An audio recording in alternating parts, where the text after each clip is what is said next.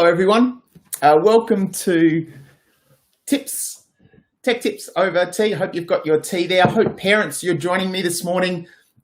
Really excited to share with you some iPad screen time tips for you guys managing your children's iPad screen time, but also iPhones as well.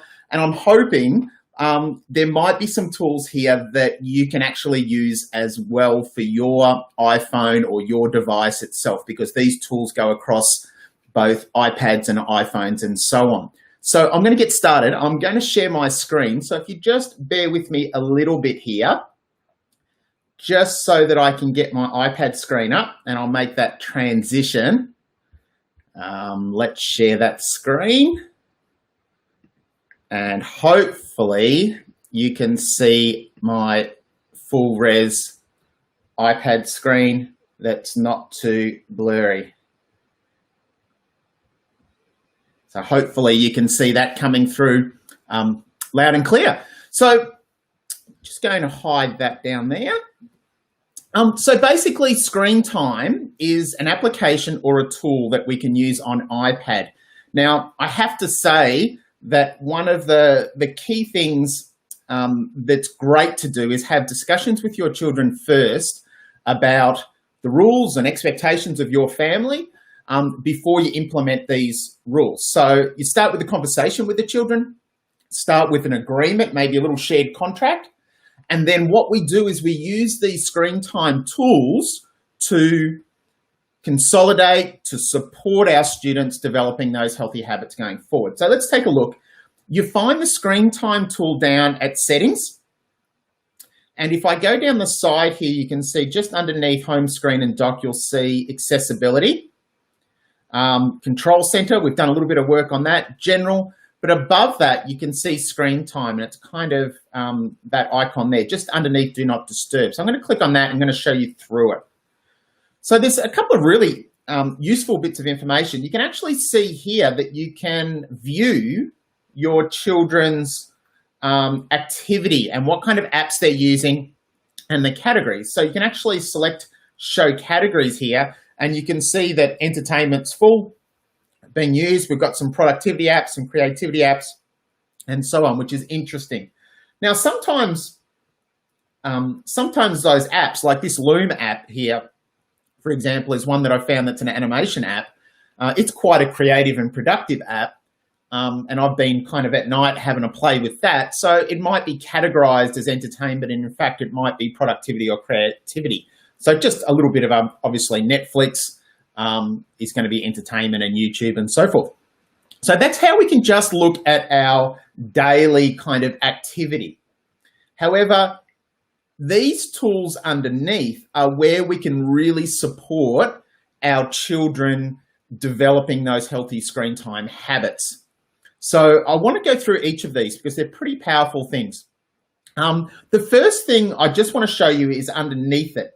You can see down the bottom here, just here, you can use a screen time passcode. So parents can actually create a passcode, their own digits, that allow that screen time functionality or tool to be working, but for our children not to be able to change it. So that kind of, hopefully that makes sense. So you can set your own screen time passcode that can be different from the passcode it is to get into the iPad.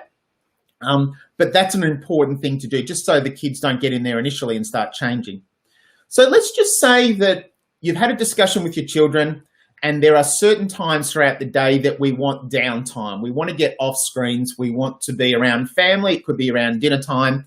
And let's say it's anywhere from 3 p.m. through to 6 p.m. at night. We've got that downtime where we're starting to do maybe some chores, getting ready for dinner, those sort of things. So we click on downtime, and you'll see here that we can turn that on.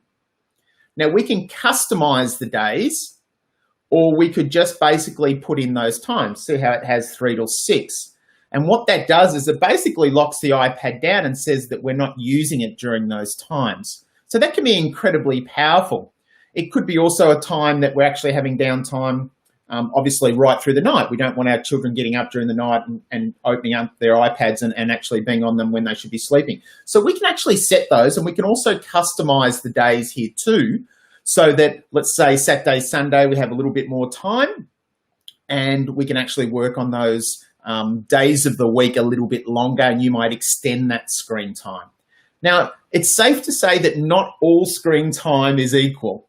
So if our children are doing things like photography or stop motion or doing craft and photographing their work, that is a lot different to me just staring at a screen, for example, Netflix, and just having that consumption of content hitting my eyes. So there is different types of screen time, and it's really important to know what are the different aspects that we're going to give our kids a little bit more time, because they're having breaks. They're not just staring at a screen, but they're using it as a tool to be productive. So if I go back there, so that's the downtime, and that's incredibly, I'm just going to switch that off because that'll turn my iPad off. As I said before, this could be applicable to adults as well. You might set some downtimes for you to be with your family where you're not getting those notifications and not having your iPad or iPhone on, and you might decide to have those downtimes at certain times as well, and really model that downtime as a kind of a leader of the family as well. We've also got app limits. So we can actually set time for apps, and this is incredibly powerful for children that you think are using too much of the same app. So we can actually add a limit here, and we can say, right, if they're on a website, for example, or they're highly into Netflix at the moment and they're using Netflix too much, we can actually go to our entertainment apps and turn off and on and actually select set ones that we're actually going to cut down on, I guess, going forward. So if I just cancel that, so we can actually add a limit, and we can set daily limits in regard to screen time for certain applications. And from my experience, when children are on too much and they're not having that healthy, healthy balance between screen time and not screen time, they're often in the same app the whole time, and encouraging them to use some productivity apps or doing their schoolwork on certain ones as well is really, really important. So here we've also got some communication limits. So here we can actually say during screen time, it's okay to be still contacting and actually say messaging someone as well. Or during downtime, it's still okay that we can apply limits or restrictions or allow things happening during those downtimes as well.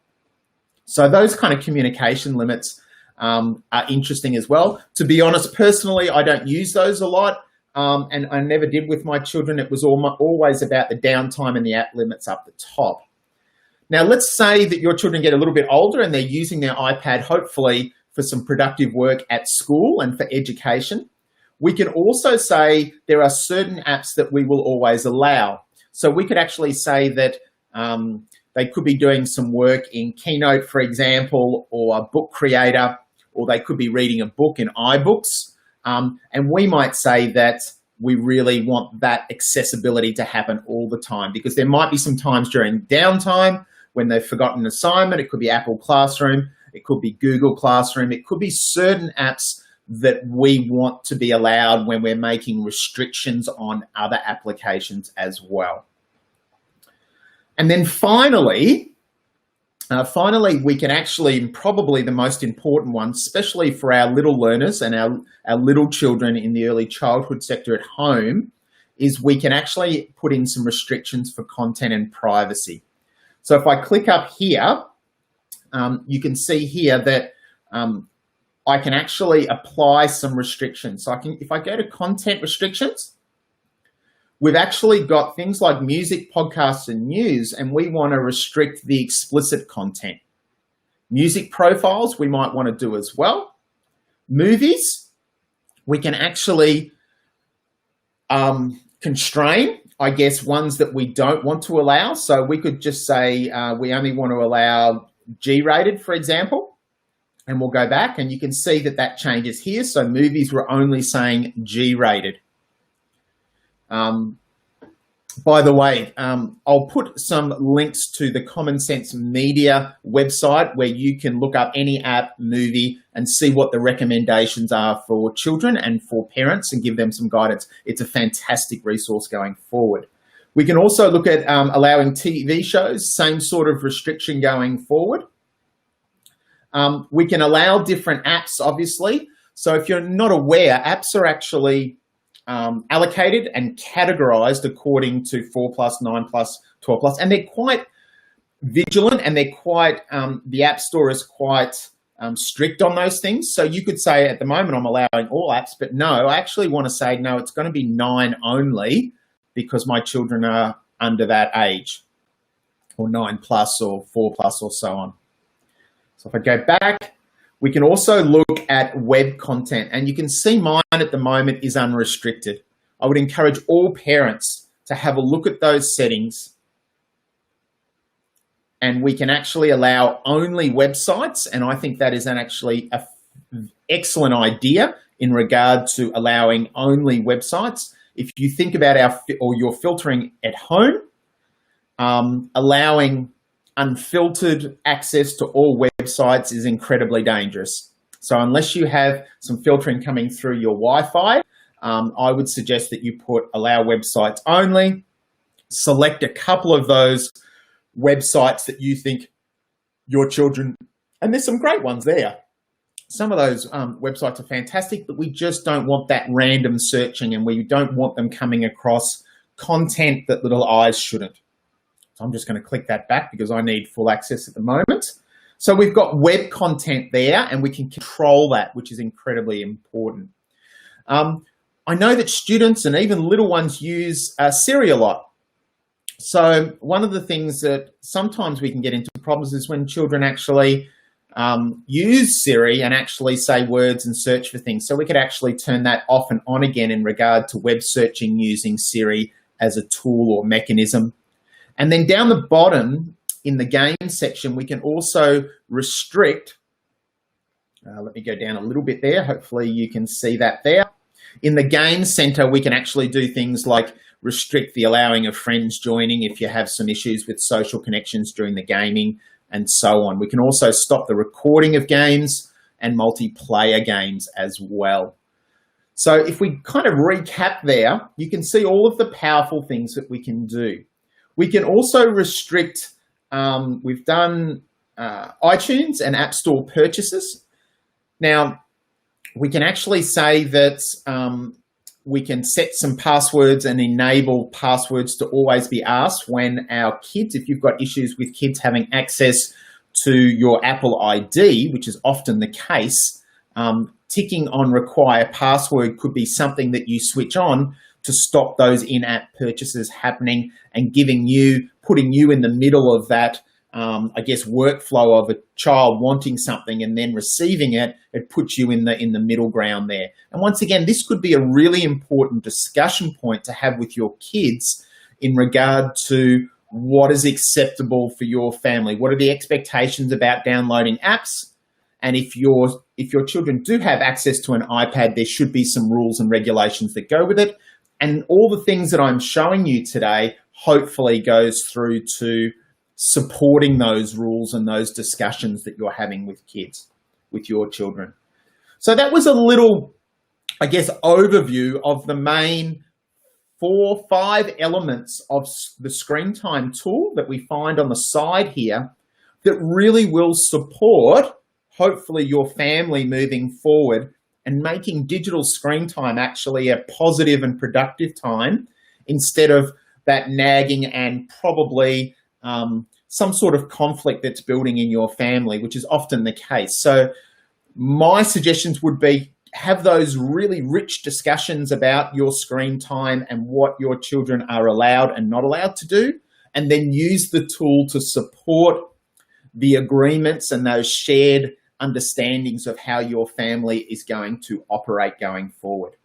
I would encourage all parents to put in their screen time passcode so that they can go in and change it and make it a fluid activity where you're changing as you go along and allowing younger students or younger children as they get a little bit older to maybe kind of pull back on some of those restrictions. And obviously the big one is not having in bedrooms as well. So the bedroom one can't do much about screen time in bedrooms and setting those settings up, but that's obviously a big one going forward.